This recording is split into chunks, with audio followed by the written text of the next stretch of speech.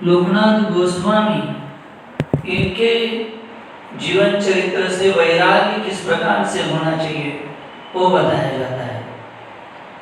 साथ ही साथ जो रामानंद राय है उनके द्वारा कैसे साधना भक्ति में हम इंद्रिय निग्रह कर सकते हैं, इंद्रियों पर नियंत्रण कर सकते हैं, ये सिखाया जाता है। और हरिदास ठाकुर जी के द्वारा सनातन गोस्वामी जी के द्वारा ये सिखाया जाता है कि कैसे हमारे आध्यात्मिक जीवन में हमें नम्र रहना है, कैसे हमारे आध्यात्मिक जीवन में हमें तृणादपि सुनिचेन रहते हुए आने वाली हर एक समस्या को पार करके चैतन्य महाप्रभु की विशेष कृपा प्राप्त करना है।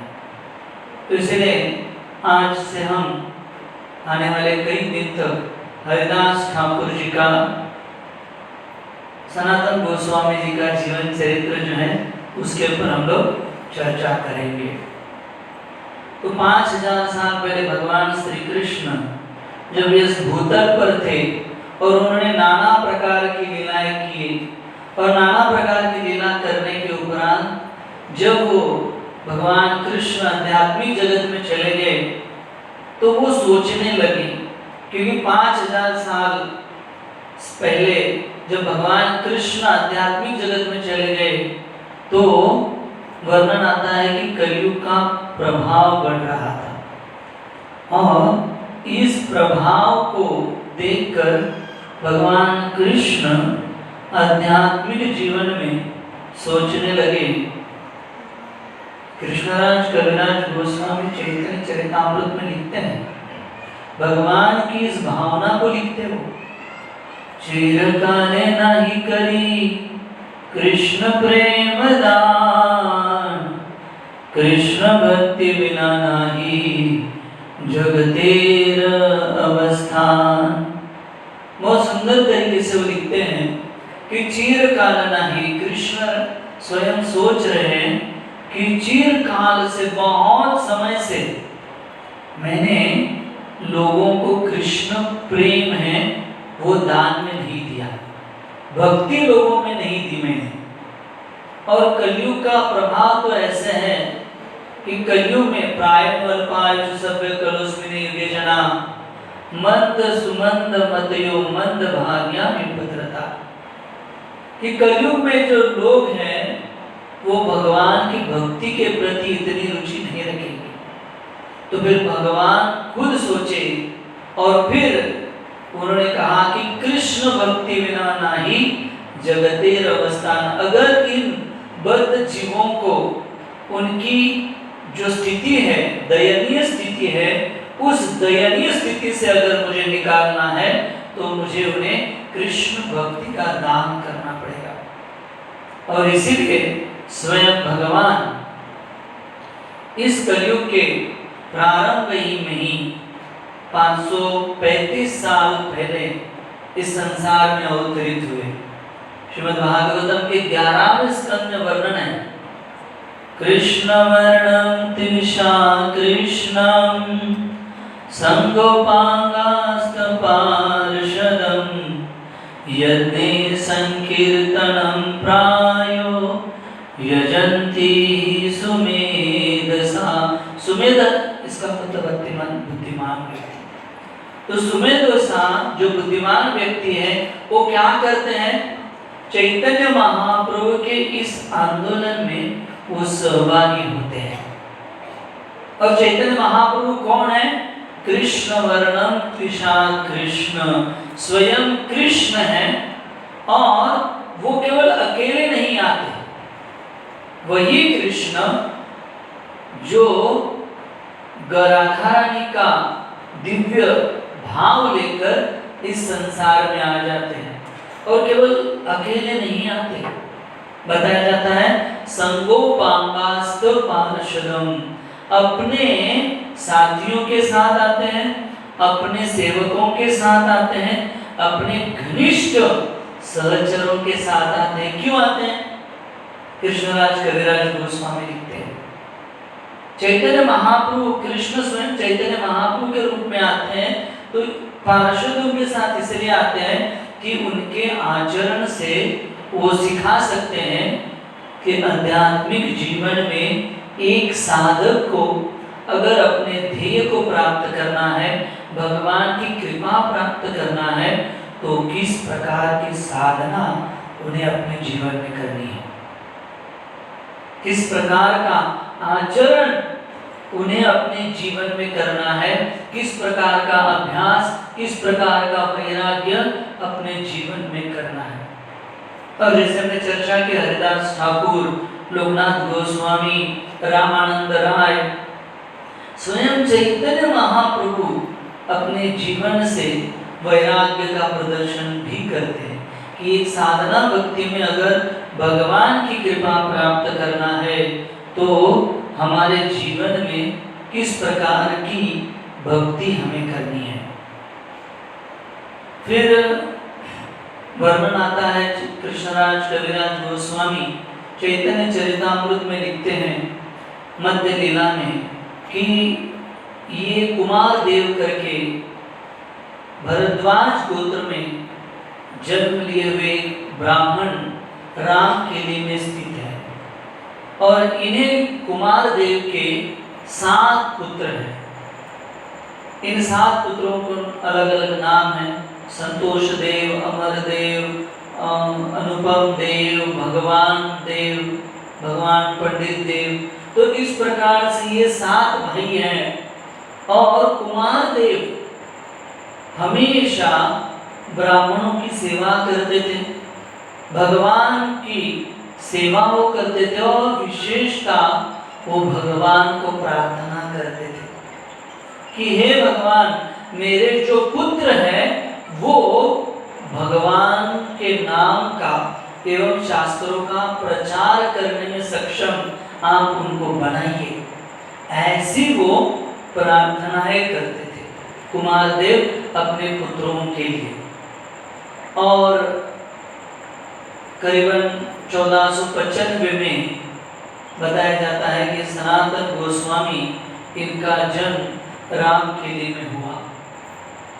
वैसे तो भगवान कृष्ण जब अपने पार्षदों के साथ आते हैं तो वो कोई साधारण पार्षद नहीं होते। जैसे कि इन 7 भाइयों में जो 2 भाई हैं, रूप गोस्वामी और सनातन गोस्वामी, जिनका नाम संतोष देव और अमर देव है, जो अपने षड गोस्वामी में जो है वो उनका स्थान बताया गया है। तो ये दोनों भी आध्यात्मिक जीवन में, जैसे भगवान कृष्ण की हजारों गोपियां हैं गोलोक वृंदावन में, करोड़ों गोपियां हैं जो भगवान की नित्य सेवा करती हैं और इन करोड़ों गोपियों की सेवा करने के लिए, इन्हें मदद करने के लिए कई सारी मंजरियां हैं। और ये जो मंजरियां है, इनमें से जो 2 मंजरियां हैं अत्यंत प्रमुख, उनमें से एक का नाम है लवंग मंजरी और दूसरी का नाम है रूप मंजरी। तो ये दोनों ही कृष्ण लीला में जो थे वो चैतन्य महाप्रभु के लीला में रूप मंजरी बन गए, रूप गोस्वामी, जिनके कारण हमें रूपाणु कहा जाता है। और लवंग मंजरी जो है वो बताया गया है कि वो सनातन गोस्वामी बन गए आगे चलकर, जिनका नाम था संतोष देव।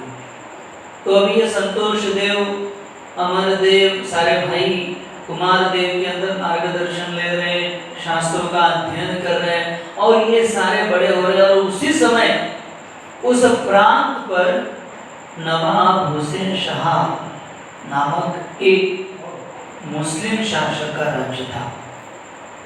तो ये एक समय में आने के उपरांत वर्णन आता है कि एक जो ब्राह्मण सनातन गोस्वामी, इनके स्वप्न में एक ब्राह्मण आते हैं और स्वप्न में आकर ये जो ब्राह्मण है वो उनको श्रीमद् भागवतम भेंट देते हैं और सनातन गोस्वामी उस भागवतम को लेते हैं और अपने माथे से स्पर्श करके स्वप्न में चल रहा है, और पढ़ने के लिए जैसे ही शुरुआत करते हैं उनका स्वप्न टूट जाता है, और फिर सवेरे उठते ही ये क्रंदन करने लगते हैं कि मुझे भागवतम प्राप्त नहीं हुआ, और रोने लगते हैं। और तभी उनकी उत्कंठित इच्छा देखकर स्वयं वही ब्राह्मण उनके द्वार पर खड़ा हो जाता है, और उसके हाथ में दिव्य श्रीमद् भागवतम ग्रंथ है, और सनातन गोस्वामी उस ग्रंथ को लेते हैं। वर्णन, ये जो ब्राह्मण है कोई साधारण ब्राह्मण नहीं है, उसके चेहरे के ऊपर एक दिव्य तेज है, और मुस्कुराते हुए जब भागवतम देते हैं तो सनातन गोस्वामी उसका स्वीकार करते हैं, और सनातन गोस्वामी, रूप गोस्वामी, अनुपम गोस्वामी, ये सारे जो भक्त हैं वो अपने घर पर अभी भागवतम पढ़ रहे हैं, और जब भागवतम पढ़ते हैं तो उनकी जो चेतना है वो भगवत भावना भावित हो जाती है, कृष्ण भावना भावित हो जाती है, और अपने घर के अंदर वो गुप्त वृंदावन बना लेते हैं। जैसे कि वृंदावन में कई सारे कुंड है, कई सारे मंदिर है, कई सारे भगवान की गुप्त लीला स्थली है, तो ये भागवतम से पढ़कर वो राधा कुंड का निर्माण करते हैं, श्याम कुंड का निर्माण करते हैं, गोवर्धन का निर्माण करते हैं, और अपने महल में बताया जाता है कि एक ऐसा स्थान बनाते हैं जहां पर वो भक्तों का नित्य संग कर सके और भागवत कथा पर वो चर्चा कर सके।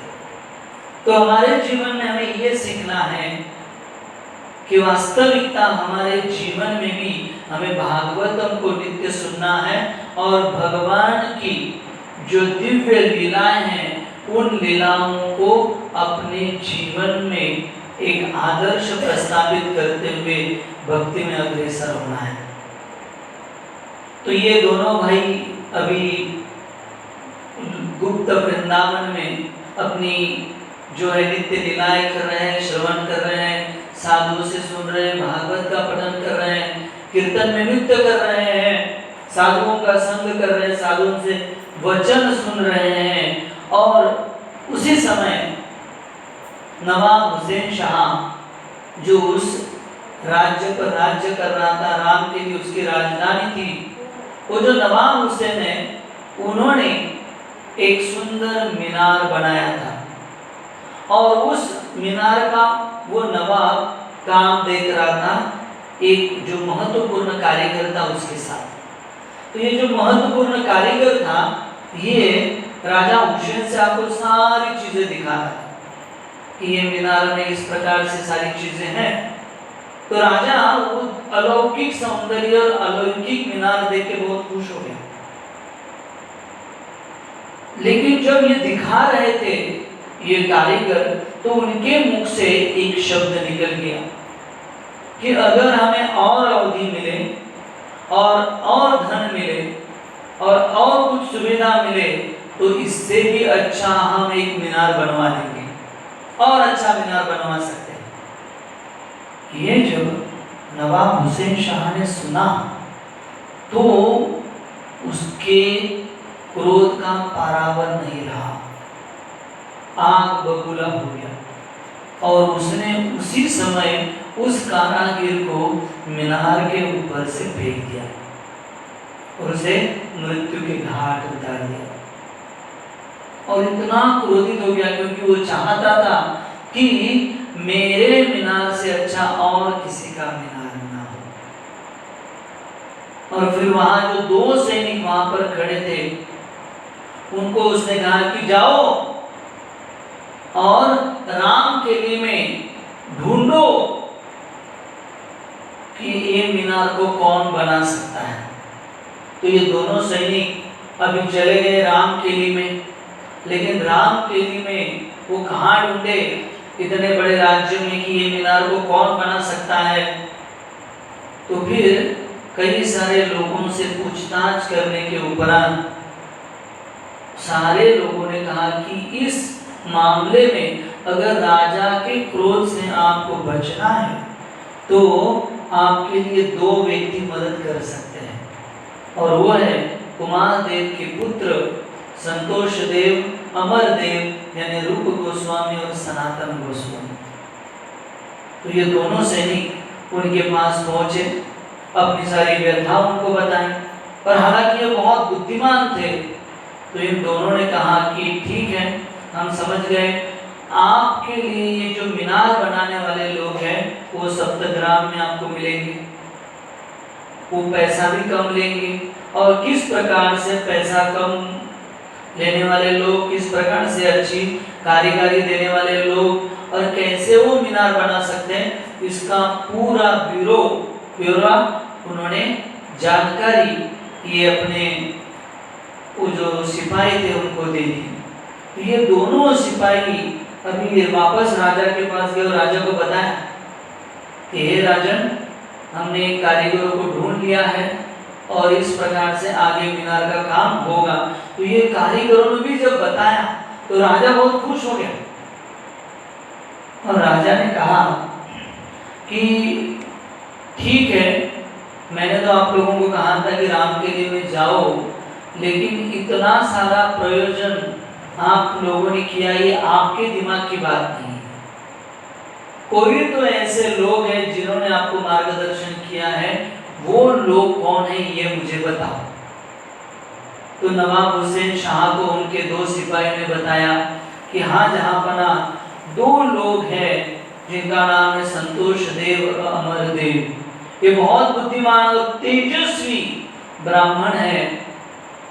तो हुसैन शाह ने कहा ठीक है, उनको जल्द से जल्द मेरे सामने बुलाया जाए। और उस समय मुसलमान शासक था, तो दोनों भी अमरदेव और संतोष देव, रूप गोस्वामी, सनातन गोस्वामी उस नवाब हुसैन के सामने आ गए। और फिर नवाब हुसैन को जब वो मिले तो नवाब हुसैन शाह ने कहा कि देखो, मैं, क्योंकि उनको देखकर, उनकी बातें सुनकर नवाब हुसैन, यहाँ तक वो इतना क्रूर था लेकिन उनका भाव, उनके प्रेम के कारण वो दोनों को अपने छोटे भाइयों के समान मानने लगा। और उन्होंने कहा कि आपकी बुद्धिमानी देखकर मैं मेरे राज्य का सबसे बड़ा महत्वपूर्ण भाग जो है मैं आपको देता हूँ। और फिर इन दोनों में से जो संतोष देव थे, सनातन गोस्वामी, उन्हें प्रधानमंत्री बना दिया, और जो रूप गोस्वामी थे, अमर देव, उनको उन्होंने अर्थ मंत्री बना दिया अपने राज्य का, और कहा कि आज से आप दोनों इस राज्य की नींव संभालेंगे। लेकिन संतोष देव और अमर देव भगवान की लीलाओं श्रवण करने में या भगवान की कथाओं में और वृंदावन के भाव में इतने मदमस्त थे, उन्होंने कहा कि हे राजा, हमें नौकरी नहीं करनी है, हम जैसे हैं वैसे ही ठीक है। और ये एक साधु का लक्षण होता है, सिंपल लिविंग, हाई थिंकिंग, सादा रहना और उच्च विचार करना। तो कहते कि हमें सादा रहना है, हमें हमारे ज्ञान का प्रदर्शन नहीं करना। तो ये जो राजा था हुसैन शाह, ये तो द्वेषी था, क्रोधी था।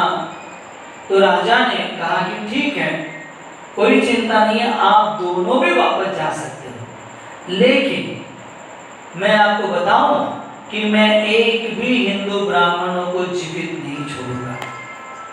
साथ ही साथ जितने भी हिंदुओं के मंदिर हैं, उन मंदिरों को मैं तोड़ दूंगा, और जितने भी हिंदू हैं उनको मैं मुसलमान बनाऊंगा, अगर आप दोनों मेरे राज्य में अपने पद को नहीं संभालोगे तो आप सोच लो कि क्या करना है। तो ये दो भाई, इन्होंने सोचा कि अगर हम लोग इनकी सेवा नहीं करेंगे तो इस प्रकार का अत्याचार होगा, ब्राह्मणों को अत्याचार होगा, हिंदू लोगों पर अत्याचार होगा, मंदिर उड़वा दिए जाएंगे, इससे अच्छा हम राजा की सेवा करते हैं। और दोनों ही पूरी तरह अपने बुद्धि को लगाते हुए उन्होंने, वर्णन आता है कि नवाब हुसैन शाह की नौकरी शुरू कर दी, प्रधानमंत्री और अर्थ मंत्री के रूप में, और इतनी सुंदर सेवा की, पूरा कार्यभार इतनी अच्छे से संभाला। और ये हुसैन शाह जो राजा था वो अलग अलग राज्यों को जीतने के लिए वो हमेशा बाहर रहता था, और तभी पूरा राज्य कारभार ये दोनों भाई संभालते थे। और फिर जब राजा ने देखा कि ये दोनों इतनी अच्छी तरह से काम कर रहे हैं, सेवा कर रहे हैं, तो राजा ने, मुसलमान राजा ने हिंदू ब्राह्मणों को पदवियां दी। उसमें से जो संतोष देव थे, सनातन गोस्वामी, उनको पदवी दी दबीर खास, और रूप गोस्वामी जी को पदवी दी साकार मलिक। और इस प्रकार से नवाब बहुत खुश था इन दो भाइयों के ऊपर। लेकिन ये दोनों भाई जानते थे कि हम एक म्लेच्छ की सेवा कर रहे हैं, उससे वो संतुष्ट नहीं थे। वो चाहते थे कि हम इस कृष्ण भावना का प्रचार करें, हम भागवत भावना भावित बन के रहे, कृष्ण भावना में हम आनंद ले, ये उनकी चेतना थी। लेकिन क्या करें, तो ऐसे ही कुछ समय बीतने के बाद एक दिन इन दोनों भाइयों ने, विशेषता संतोष देव सनातन गोस्वामी को फिर एक स्वप्न गिरा, और उस स्वप्न में उन्होंने देखा कि स्वयं चैतन्य महाप्रभु संन्यास लिए हुए अपने पार्षदों के साथ दिव्य नृत्य कर रहे हैं, और नमो महावदन्याय कृष्ण प्रेम प्रदायते कृष्णाय कृष्ण चैतन्य नाम्ने गौरत्विषे नमः। तो ये जो दोनों भाई हैं, उन्होंने स्वप्न में देखा कि स्वयं कृष्ण कृष्ण नाम का प्रचार कर रहे हैं, और कलयुग में संकीर्तन आंदोलन जो है उसको वो लोग बढ़ावा दे रहे हैं। तो फिर इन दोनों की इच्छा हुई, विशेषता सनातन गोस्वामी, रूप गोस्वामी जी की, कि हम चैतन्य महाप्रभु के आंदोलन में सहभागी हो जाए। लेकिन कैसे हो जाए? चैतन्य महाप्रभु तो नवद्वीप में है, बंगाल में, और सुना है कि उनकी माँ की इच्छा से वो जगन्नाथपुरी जाने वाले हैं। तो रूप गोस्वामी से जब चर्चा हुई तो ये दोनों भाई अपनी व्यथा अपने माँ को बताए कि हमें चैतन्य महाप्रभु की आंदोलन में सहभागी होना है, लेकिन हम लोग तो राजा की चाकरी में फंस गए हैं, हमें क्या करना पड़ेगा। तो माँ ने उन्हें बहुत अच्छा सुझाव दिया। उन्होंने कहा कि देखिए, आप नवाब की नौकरी तो नहीं छोड़ सकते, और चैतन्य महाप्रभु के भी कुछ आदेश अभी तक आपको प्राप्त नहीं है, तो आप उन्हें पत्र लिखकर बताइए अपनी व्यथा। तो ये दोनों भाई चैतन्य महाप्रभु को अपना पत्र लिखकर अपनी व्यथा बताते थे। तो कई सारे पत्रों को उन्होंने लिखा, लेकिन उनका कुछ जवाब नहीं आया। तो ये दोनों हताश होते थे, लेकिन फिर भी चैतन्य महाप्रभु की कृपा पाने के लिए फिर वो इस प्रकार से तपस्या करते थे, चिट्ठी लिखते थे, भागवतम का अध्ययन करते थे, भक्तों का संग करते थे। तो फिर कुछ समय के बाद इन दोनों भाइयों को एक पत्र मिला, और इस पत्र में चैतन्य महाप्रभु का एक विशेष संदेश उनको प्राप्त हुआ। तो संदेश ये था, वो कहते हैं, एक ही श्लोक में बताया गया है, उस श्लोक में बताया था कि जिस प्रकार से एक स्त्री, पतिव्रता स्त्री, शादीशुदा विवाहित स्त्री जब अपने पति की सेवा करती है, लेकिन जब अपना हृदय जो है वो किसी पर पुरुष को देती है, दूसरे पुरुष को देती है, तो क्या होता है, वो अपने पति को संतुष्ट करने के लिए हर एक कार्य बहुत अच्छी तरह करेगी, परफेक्ट करेगी। कोई गलती पति उसमें ढूंढ नहीं सकता या घर वाले उसमें ढूंढ नहीं सकते। वो कार्य तो अपने परिवार का कर रही है, लेकिन मन कहां पर है, दूसरे पुरुष के पास। वैसे ही इतना ही लिखा चैतन्य महाप्रभु ने, ये दोनों भाई समझ गए कि हमें बाह्य रूप से नवाब की सेवा करनी है, लेकिन आंतरिक रूप से हमारा जो हृदय है वो भागवतम, भक्तों का संग एवं भगवान के नाम जप पर लगाना है। आंतरिक चेतना से हमें चैतन्य महाप्रभु को समर्पित होना है। तो ये कितनी बड़ी सीख हम साधकों के लिए है। हमारे गृहस्थ आश्रम हो या वानप्रस्थ आश्रम हो, इतनी सारी जिम्मेदारियां रहती हैं, लेकिन इन सारी जिम्मेदारियों में, इन सारी जिम्मेदारियों को करते हुए भी हमें हमारी चेतना को क्या कहाँ लगाना है, भगवान कृष्ण के ऊपर लगाना है। ये वास्तविकता भक्ति है।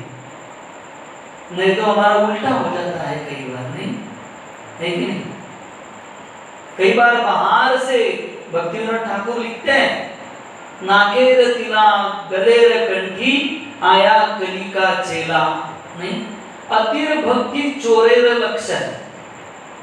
जब कोई व्यक्ति अति भक्ति दिखाता है, समझना है कि यह दाल में कुछ काला है, नहीं, या यहाँ पर नाकेर तिला गलेर कंठी आया कली का चेला। तो कई बार हम बाह्य रूप से एकदम वैष्णव लगते हैं, लेकिन हृदय के अंदर कपट छिपा होता है, हृदय के अंदर कई सारे अनर्थ छिपे होते हैं, कई सारी गलत प्रकार की भावना छुपी होती है। जैसे एक मुहावरा है, मुंह मेरा बगल में चूरा, इसे हमें समझना है। लेकिन भगवान ने भगवत गीता में बताया, ये यथा माम प्रपद्यन्ते स्थाम सतैव भजाम्यहम्। भगवान अंदर जानते हैं, भले हम नहीं जानेंगे एक दूसरे को, लेकिन भगवान अंदर की चेतना जानते हैं। और चैतन्य महाप्रभु विशेषता पतित पावन है। कोई भी कितना भी पतित क्यों ना हो, वो अगर मान लेता है कि मेरी गलती हो गई और मुझे क्षमा करो, जगाई मदाई जैसे पतितों को उन्होंने, चैतन्य महाप्रभु ने अपनी कृपा दी। जिनके पाप लिखते लिखते चित्रगुप्त थक गए थे, उनके पास कबर्ड नहीं थे उनके रिकॉर्ड रखने के लिए, कपाट नहीं थे, तो लेकिन उनके अंदर उन्होंने वैष्णव अपराध नहीं किया था, पतित थे। तो चैतन्य महाप्रभु ने उनको अपनी कृपा दी थी। तो चैतन्य महाप्रभु क्या है, पतित पावन है, कपट पावन नहीं। तो इसलिए हम भी हमारे भक्तिमय जीवन में बाहर से, कभी ऐसा नहीं कि बाहर से फिर हम लोग कैसे भी रहे, नहीं, बाहर से भी हमारा वेश एक वैष्णव की तरह होना चाहिए, और आंतरिक चेतना में हमें पूरी तरह भगवान को समर्पित होना चाहिए।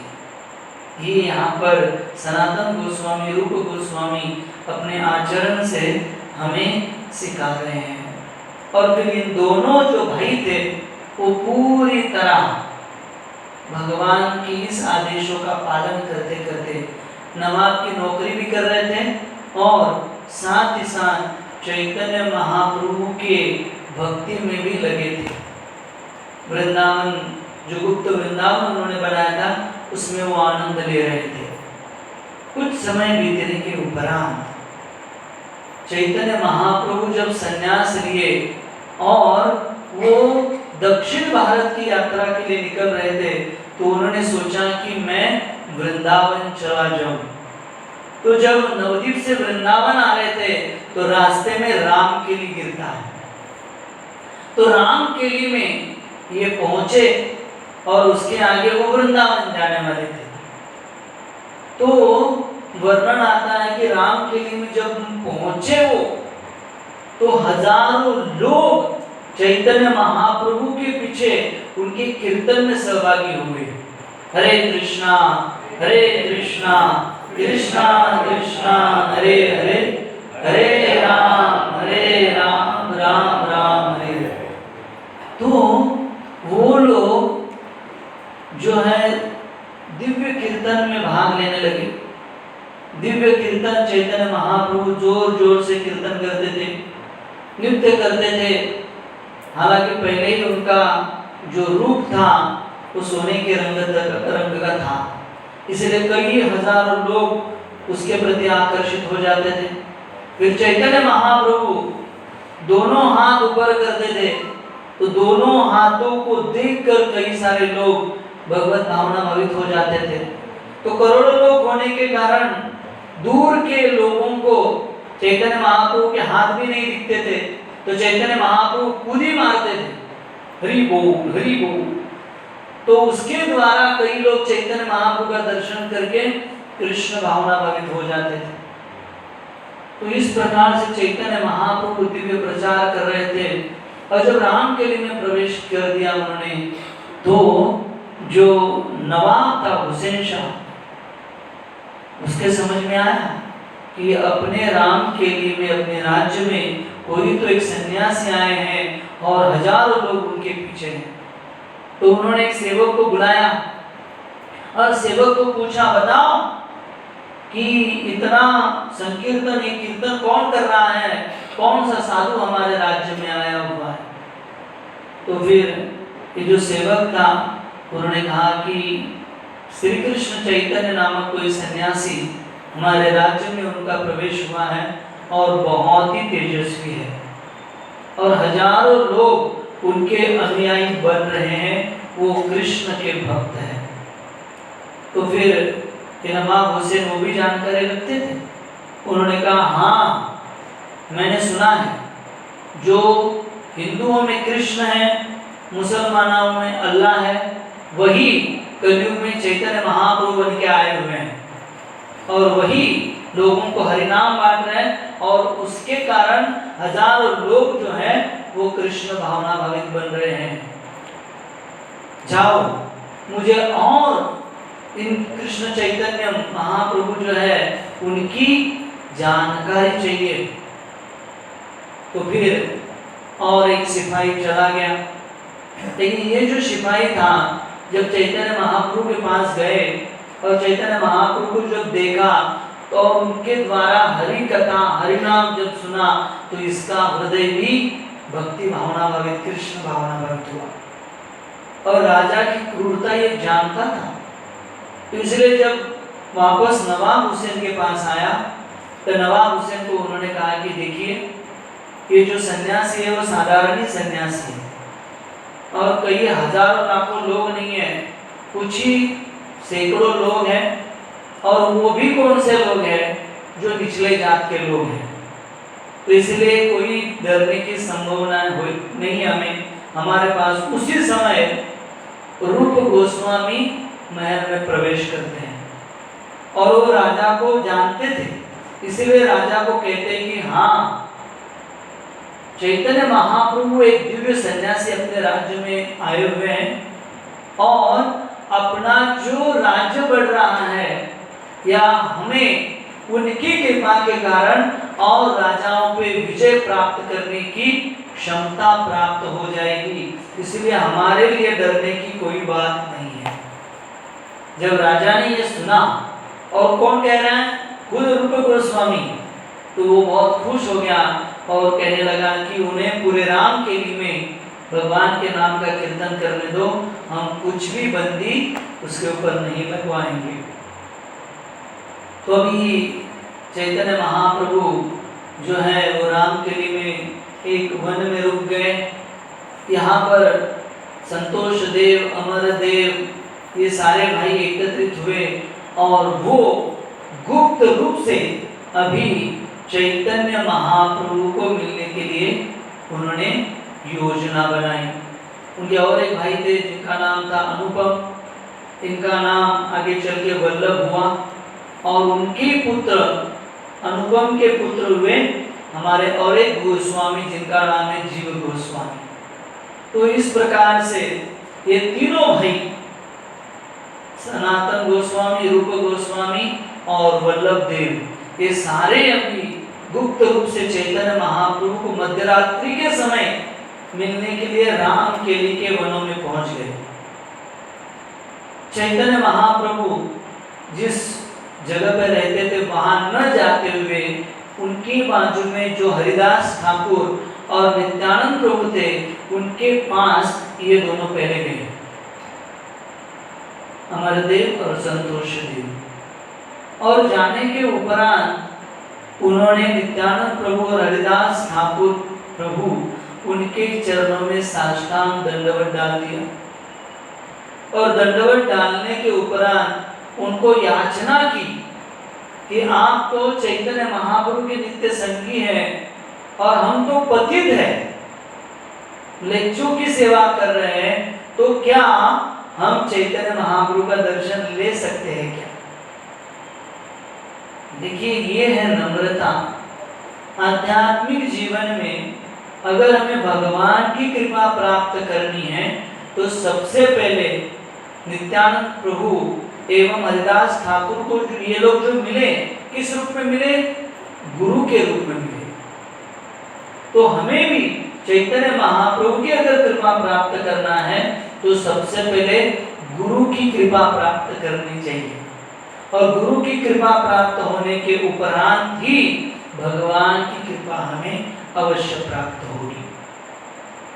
यस्य प्रसादात् भगवत प्रसादो यस्य प्रसादात् नगति कुतोपि। अगर हम गुरु को प्रसन्न कर पाए तो अवश्य ही हम भगवान को प्रसन्न कर पाएंगे।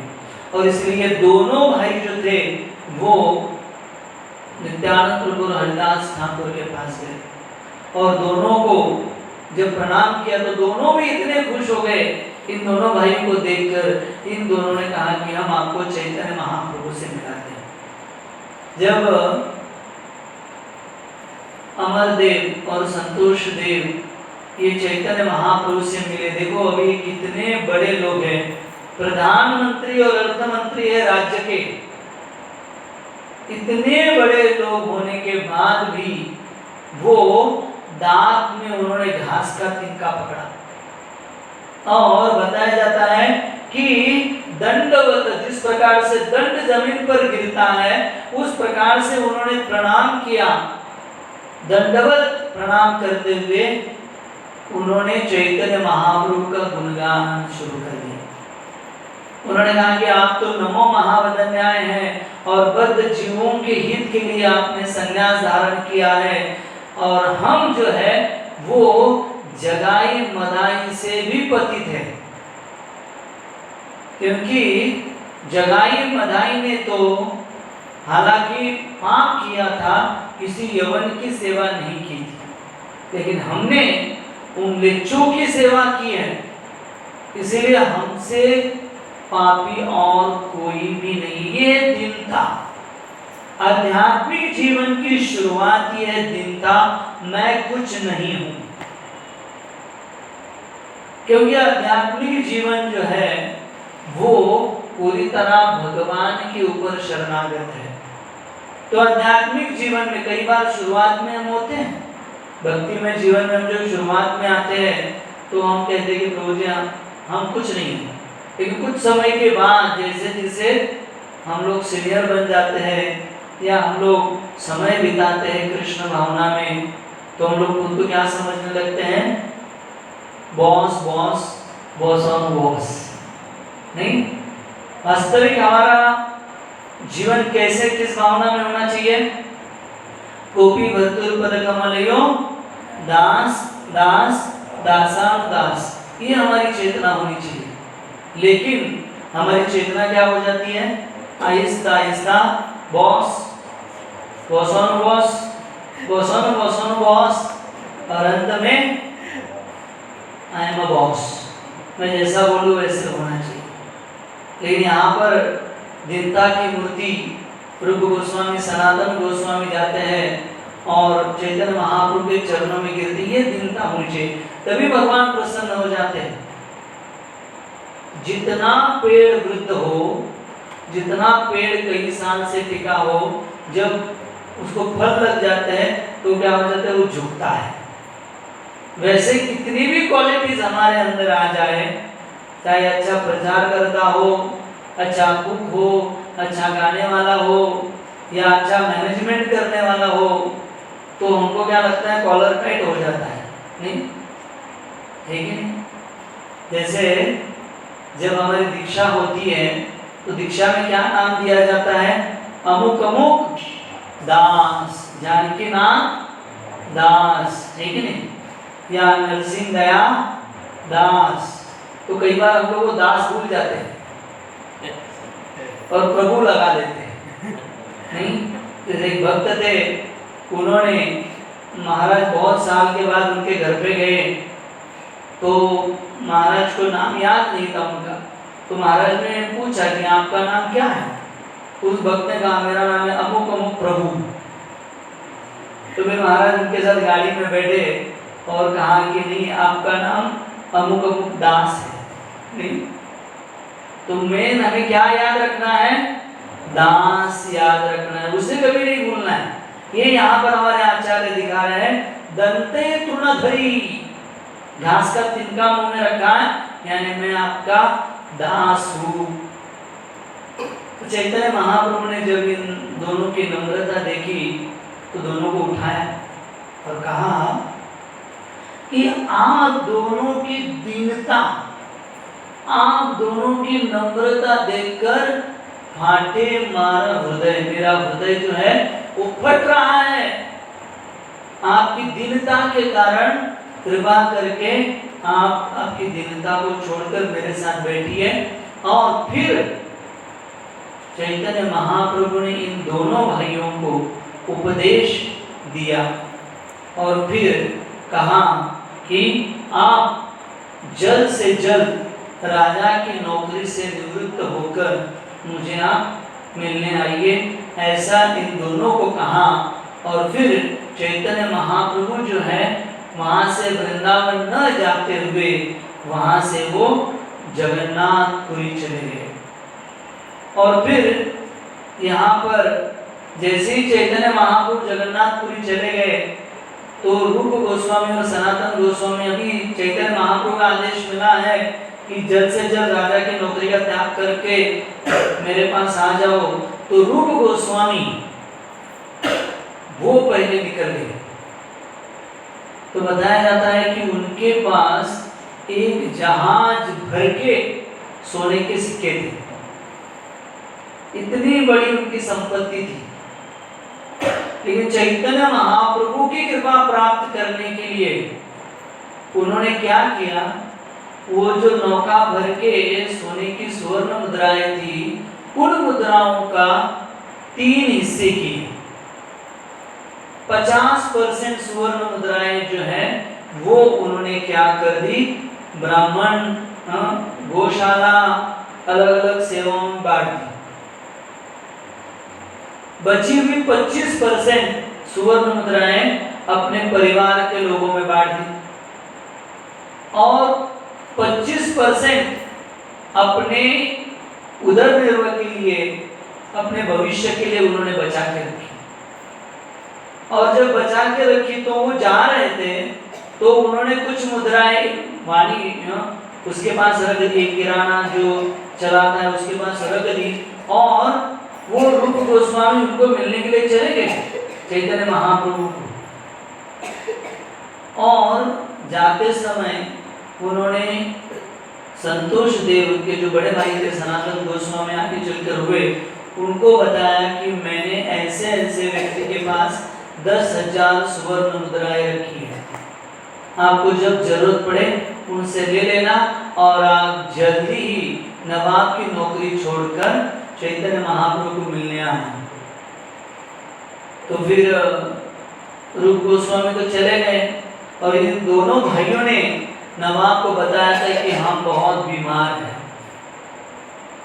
और हमको कुछ दिनों की छुट्टी चाहिए। और रूप गोस्वामी भागकर चले गए तो नवाब सोचने लगा बहुत दिन ये लोग आए नहीं है, क्यों नहीं आ रहे।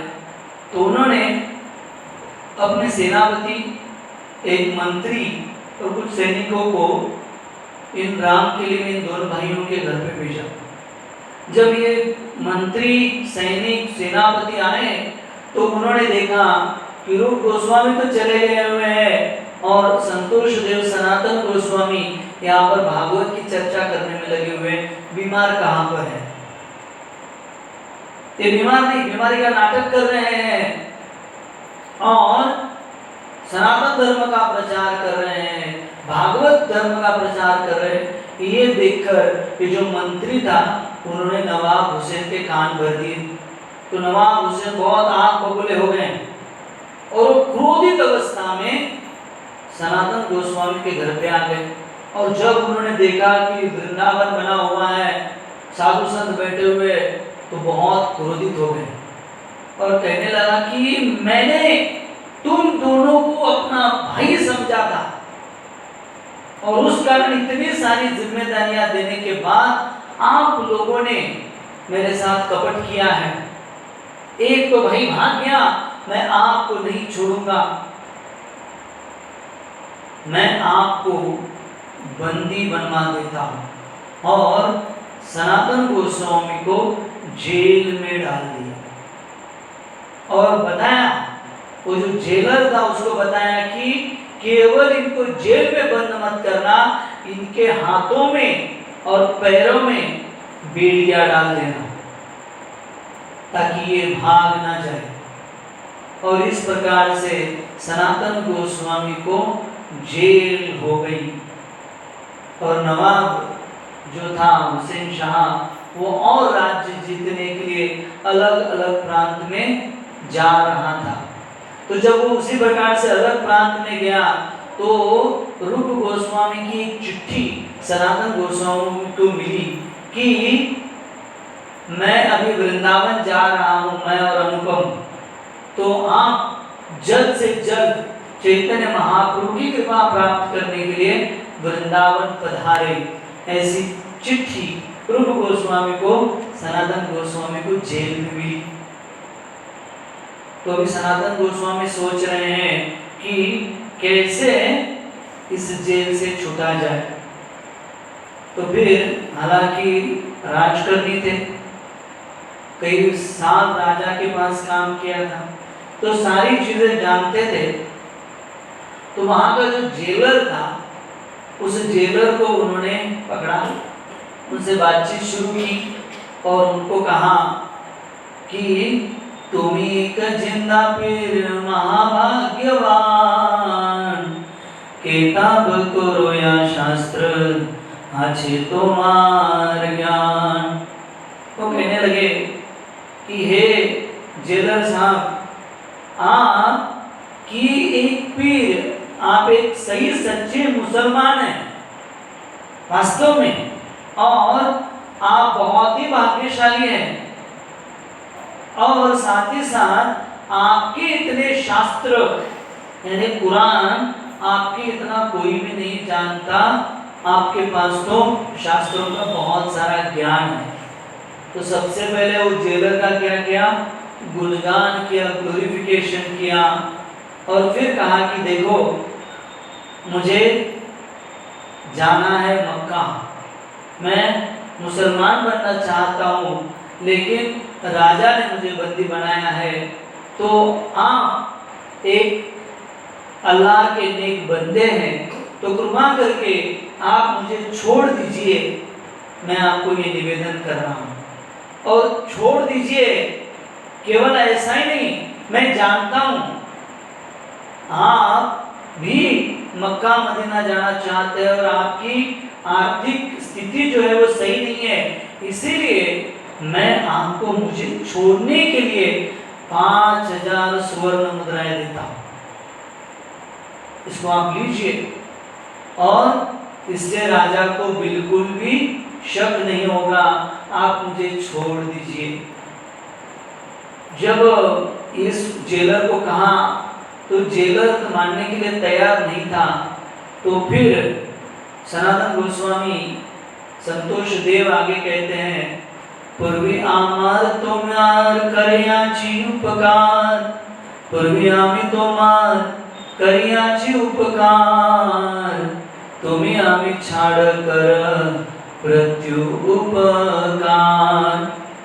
बहुत पहले जब मैं मंत्री था तो मैंने बहुत बार आपकी मदद की है, इस समय मुझे आपकी मदद की जरूरत है, तो मैंने जो उपकार किए हैं उस उपकारों को आप मुझे छोड़कर उन उपकारों से मुक्त हो सकते हैं, तो कृपा करके आप मुझे छोड़ दीजिए, मैं आपको 5000 सोने की मुद्राएं देने के लिए तैयार हूं।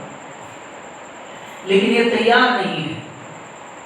वो कहता है, तबे से ही यमन कहे सुन महाशय, तोमार छाड़िया किंतु करि राजा भय।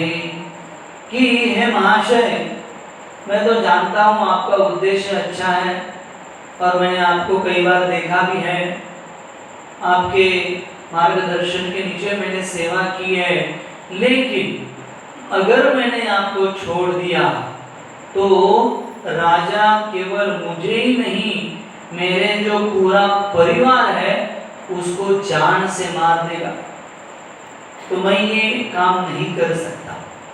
तो फिर संतोष देव ने समझाया, देखो राजा तो अभी इस समय यहाँ पर नहीं है, और तुम राजा को बता देना कि जब मैं, क्योंकि उस समय होता था जो भी कैदी हो उसे अगर सुबह के जो कार्य करने हैं उनके लिए गंगा के तट पर लेके जाते थे, तो तुम राजा को बताओ कि मैं उन्हें प्रातः कार्य करने के लिए गंगा के तट पर लेके गया, हाथ में हथकड़ी थी, तो उसी के साथ उन्होंने क्या की, गंगा में कूदी मार दी है। तो और मैंने प्रयास किया गंगा में ढूंढने के लिए, लेकिन वो जीवित नहीं मिले, यानी इसका मतलब नदी के लाटाओं के साथ वो लोग बह गए हैं, ऐसा उनको आप कहना। और मैं आपको वचन देता हूँ कि मैं आपको इस प्रांत में वापस कभी नहीं दिखूंगा। तो फिर और साथ ही साथ ये जानते थे कि ये जो जेलर है वो कहाँ फंसेगा। उन्होंने कहा, देखो मैं आपको पहले 5000 सोने की मुद्रा दे रहा था, मैं आपको अभी 7000 सोने की मुद्रा देता हूँ, अभी तो मुझे छोड़ दो। और फिर 7000 सोने की मुद्रा सुनकर और इतना अच्छा प्लान सुनकर ये जो जेलर था उसके मुंह में पानी आया, और उसने जो सनातन गोस्वामी थे उनको गंगा में छोड़ दिया, गंगा पार करवा दिया। और फिर नदी पार कर ये सनातन गोस्वामी संतोष देव अभी भागने लगे। हालांकि अपना जो राजवेश था वो भी उन्होंने उतार दिया, गरीब के वस्त्र पहने, और साथ ही साथ उनका एक निजी सेवक था जिनका नाम था ईशान। वो दोनों वृंदावन की तरफ भागने लगे कि चैतन्य महाप्रभु कहाँ पर है, लेकिन उनको ये समझ में आया, खबर आ गई कि चैतन्य महाप्रभु वृंदावन में नहीं है तो वाराणसी में है।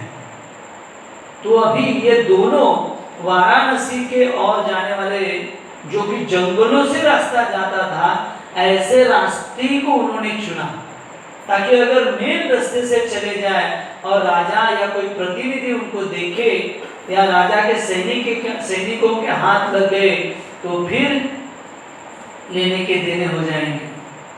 तो चैतन्य महाप्रभु को प्राप्त करने के लिए देखो कितना बड़ा कष्ट उन्होंने अपने जीवन में स्वीकार किया। हालांकि प्रधानमंत्री थे, चाहते तो ऐशो आराम जो है उसको आराम से अपना जीवन बिता सकते थे और भक्ति तो कर ही रहे थे, लेकिन चैतन्य महाप्रभु की अंतिम अपने ध्येय की तैयारी करने के लिए कितना सारा उन्होंने कष्ट अपने जीवन में उठाया।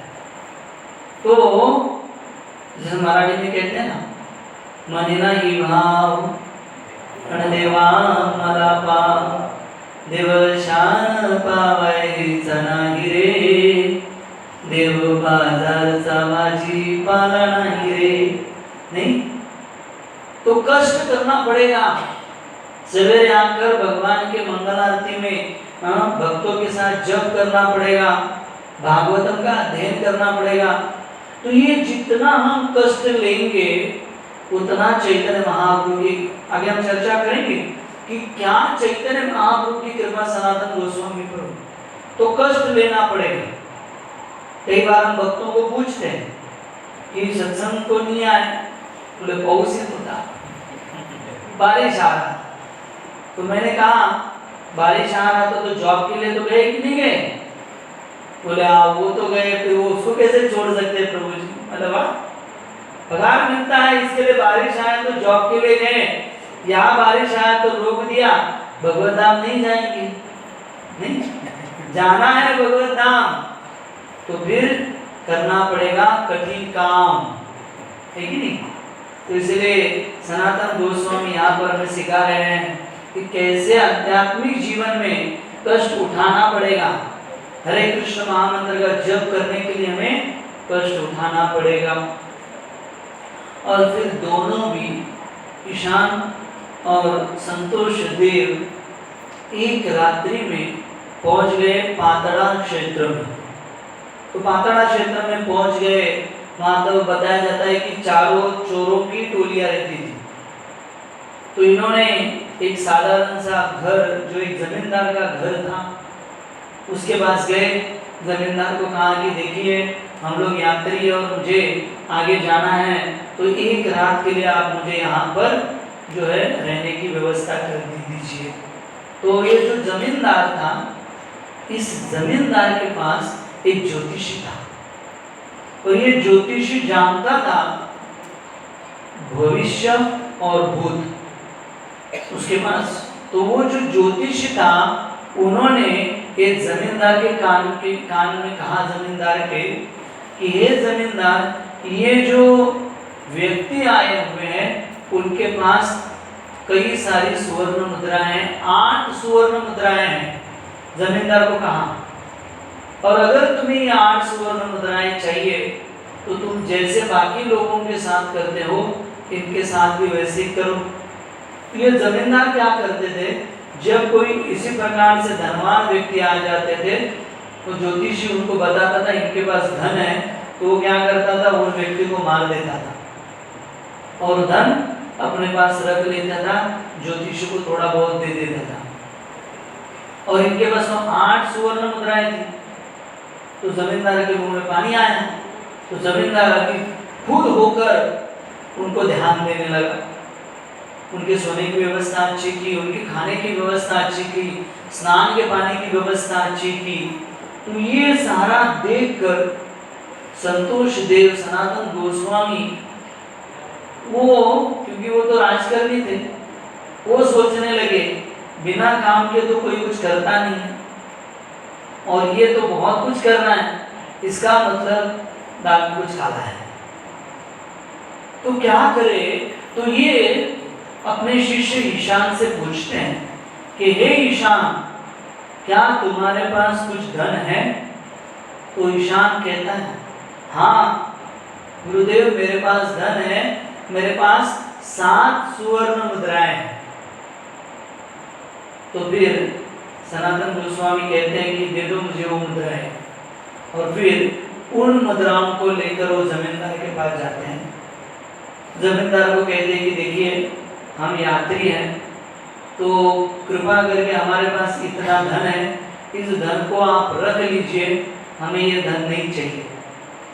तो जब ये सनातन गोस्वामी का भाव, सनातन गोस्वामी की बोलने का जो तरीका है और सनातन गोस्वामी का आचरण देखकर ये जमींदार बहुत खुश हो जाता है और वो सारी बात बता देता है कि मेरे यहाँ ज्योतिष है, उसने बताया था 8 सुवर्ण मुद्राएं आपके पास है और मैं आपको मारने वाला था, लेकिन आपने ये सुवर्ण मुद्राएं दी, आप बहुत भले मानस लगते हो, मुझे ये धन नहीं चाहिए और मैं आपको वचन देता हूँ कि मैं आपको नुकसान नहीं पहुँचाऊंगा, आप बहुत भले मानुष लग रहे हैं।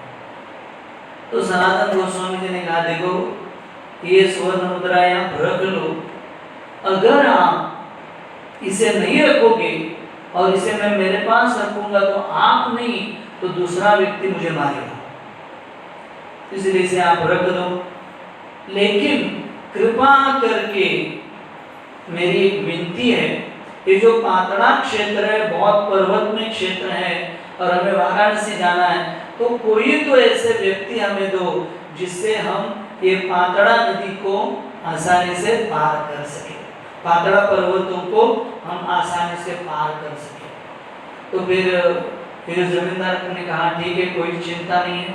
दूसरे दिन ये सारे उड़ गए और सनातन गोस्वामी और ईशान जो है वो दो सेवकों के साथ पर्वतों से निकल गए।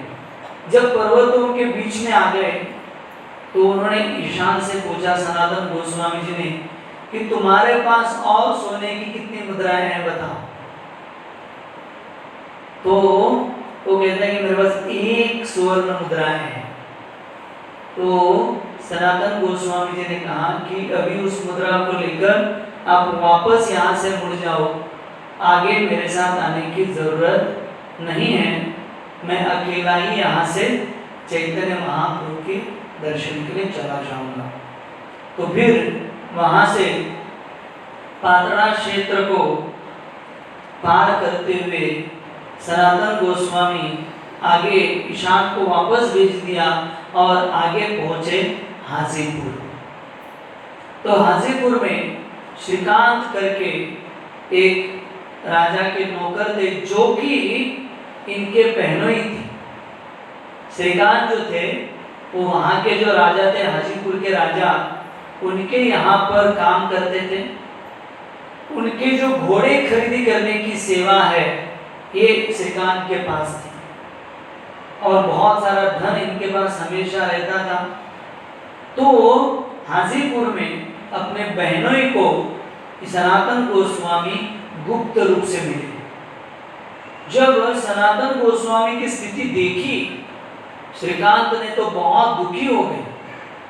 उन्होंने कहा, देखिए आप मेरे पास रहिए, 2 दिन आप मेरे पास रहिए, अच्छे से स्नान कीजिए, अच्छे वेश परिधान कीजिए और आप अच्छा भोजन कीजिए और फिर अगले प्रवास कीजिए।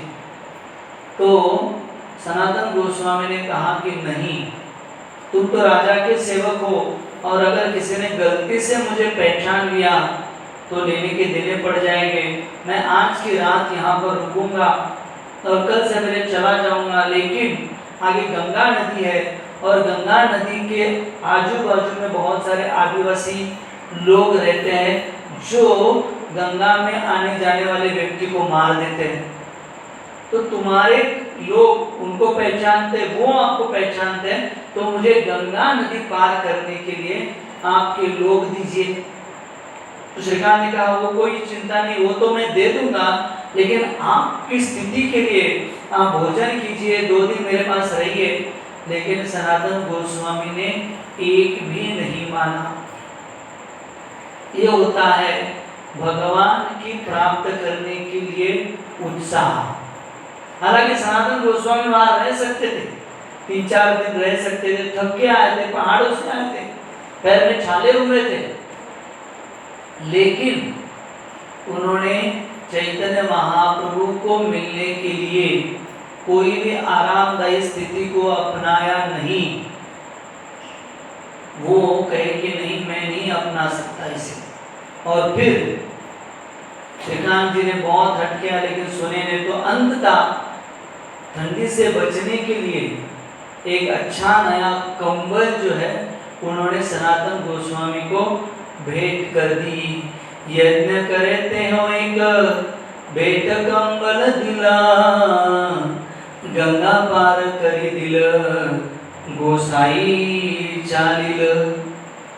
गंगा को पार करके कंबल तो भेंट दे दिया और गंगा को पार करके वर्णन आता है कि सनातन गोस्वामी वाराणसी की ओर चले गए वाराणसी में चैतन्य महाप्रभु चंद्रशेखर, ये जो चैतन्य महाप्रभु के पार्षद है, उनके घर पर रुके हुए हैं और उनके घर पर रुककर चैतन्य महाप्रभु दिन भर वाराणसी में हरे कृष्ण महामंत्र का कीर्तन कर रहे हैं। हरे कृष्णा कृष्णा कृष्णा हरे हरे, हरे राम राम राम हरे हरे। तो दिन भर वो कीर्तन कर रहे हैं और रात में भी चंद्रशेखर इनके घर पे भक्तों के साथ कथा एवं कीर्तन कर रहे हैं।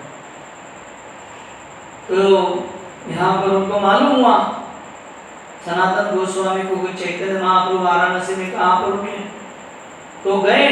हालांकि जब वो पहुंचे तो उनका जो वेश था एक मुल्ला की तरह था। उन्होंने दाढ़ी बढ़ा ली थी, कंबल ओढ़ लिया था, बाल बढ़ा लिए थे और वेश भी एक मुल्ला का धारण कर लिया था। यहाँ तक कि अपनी मूंछ भी उन्होंने कटवा ली थी और वो चंद्रशेखर जी के घर के बाहर रुककर चैतन्य महाप्रभु का कीर्तन सुन रहे थे। और चैतन्य महाप्रभु जब कीर्तन करते करते उन्होंने कहा कि चंद्रशेखर जी से जाओ, बाहर एक महान वैष्णव आए हुए हैं, उन महान वैष्णव को आप लेकर आओ। तो चंद्रशेखर जब बाहर गए तो उन्होंने देखा कि बाहर तो कोई वैष्णव नहीं है।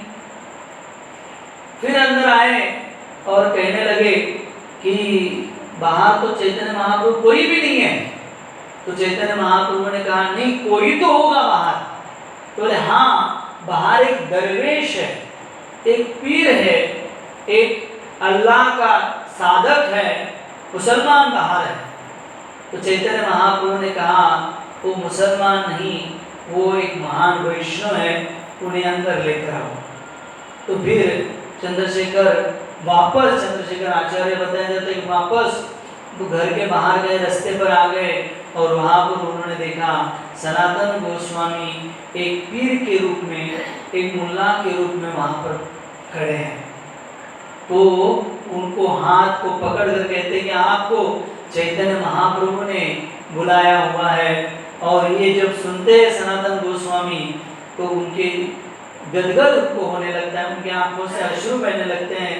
और जैसे ही वो चंद्रशेखर आचार्य के आंगन में प्रवेश करते हैं, चैतन्य महाप्रभु सनातन गोस्वामी को दूर से देख लेते हैं, आंगन में देख लेते हैं।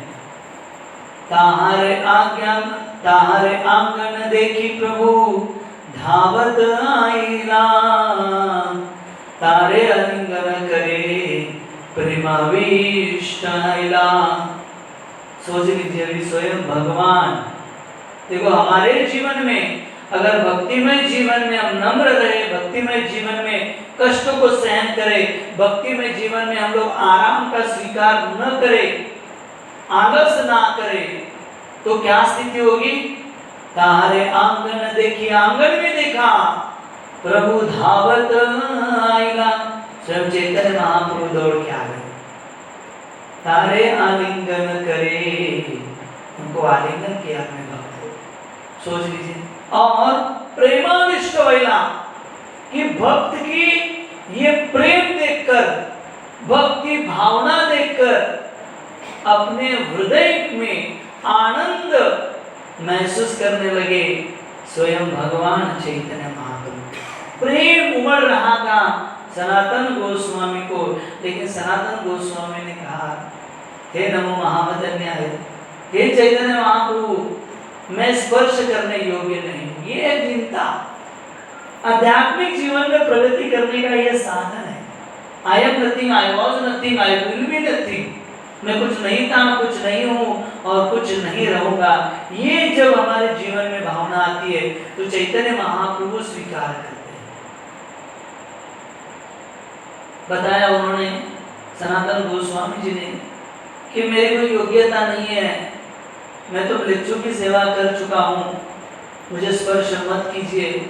तो फिर यहाँ पर चैतन्य महाप्रभु बहुत सुंदर एक श्लोक कहते हैं, जिसे कृष्णराज कविराज गोस्वामी चैतन्य चैतामृत में लिखते हैं।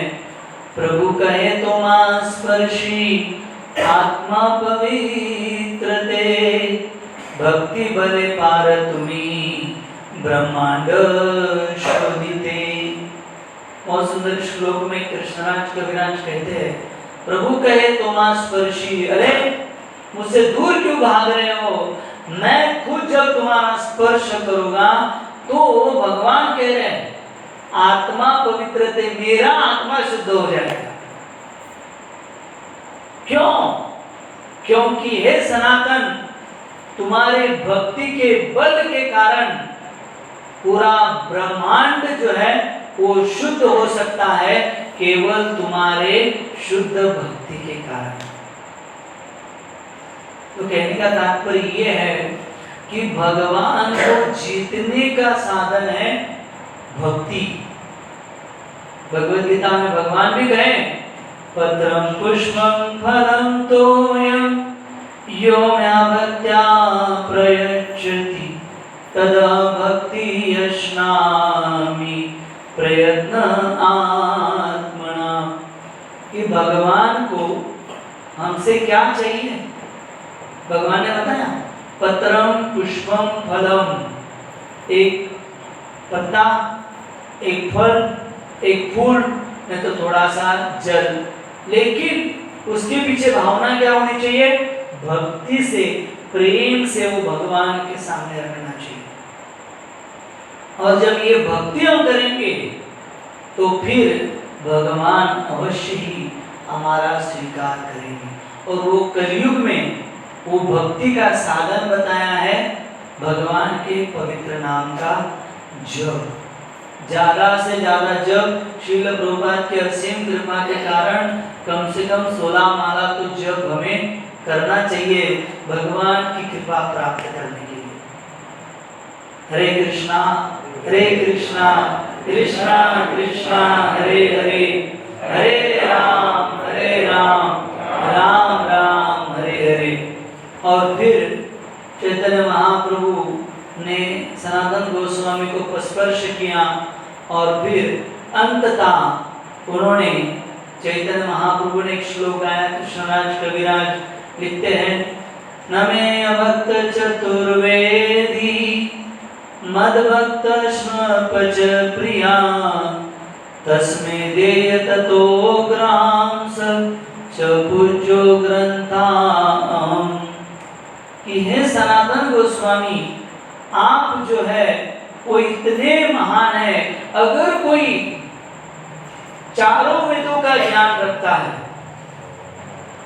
तो भी मुझे वो प्रिय नहीं है। मुझे केवल एक ही व्यक्ति प्रिय है जो अपने हृदय से भगवान की भक्ति करता है। और आप वो व्यक्ति हो जिनके हृदय में मेरे प्रति भक्ति है। और फिर आगे चैतन्य महाप्रभु कई प्रकार की शिक्षाओं को देंगे और किस प्रकार से चैतन्य महाप्रभु के द्वारा सनातन गोस्वामी को आदेश मिलते हैं, इन सारी चर्चाओं को हम लोग कल शाम को 7:30 बजे करेंगे। तब तक सब लोग कहेंगे सनातन गोस्वामी की, बोलो श्री चैतन्य महाप्रभु की, गुरु पूर्णिमा